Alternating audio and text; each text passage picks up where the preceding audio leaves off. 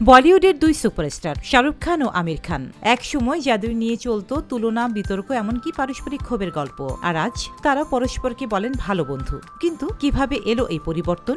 যে সম্পর্ক একসময় বিতর্কে ভরা ছিল, সেটি এখন কিভাবে হয়ে উঠল শ্রদ্ধা ও সৌহার্দ্যের?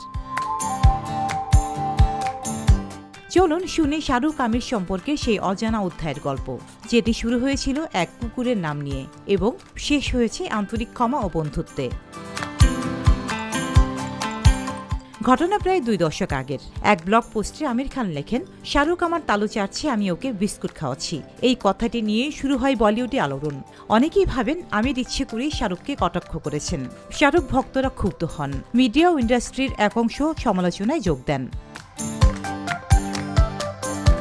পরবর্তীতে আমির বিষয়টি ব্যাখ্যা করেন, জানান তার একটি পোষা কুকুর ছিল যার নাম শাহরুখ। নামটি আসলে কুকুরের আগের মালিকের দেওয়া। ব্লগে তিনি সেটি রসিকতার ছলে লিখলেও তা ভুলভাবে গ্রহণ করা হয়। সমালোচনার পর আমির খান সরাসরি শাহরুখ খানের বাসায় যান।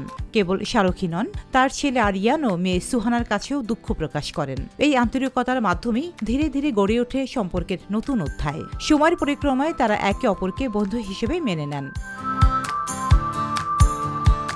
সিতারে জামিন পার সিনেমার সাফল্যের উদযাপন উপলক্ষে তার লালন টপে দেওয়া এক সাক্ষাৎকারে আমির বলেন, একটা সময় আমরা একে অপরকে নিয়ে অনেক কিছু বলতাম, হয়তো রেশারেশিও ছিল।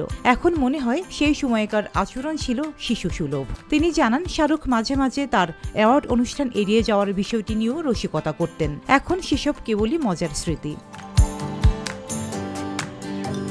একসময় বিতর্ক এখন পরিণত হয়েছে পরস্পরের প্রতি শ্রদ্ধায়। ব্যক্তিগত সম্পর্ক যেমন বদলাতে পারে, তেমনি তার চর্চাও হতে পারে রুচিশীল ও পরিণত। শাহরুখ আমিরের এই রূপান্তর হয়তো আমাদের শেখায়, দ্বন্দ্ব ভুলে সৌহার্দ্য তৈরির জায়গা সবসময় খোলা থাকে।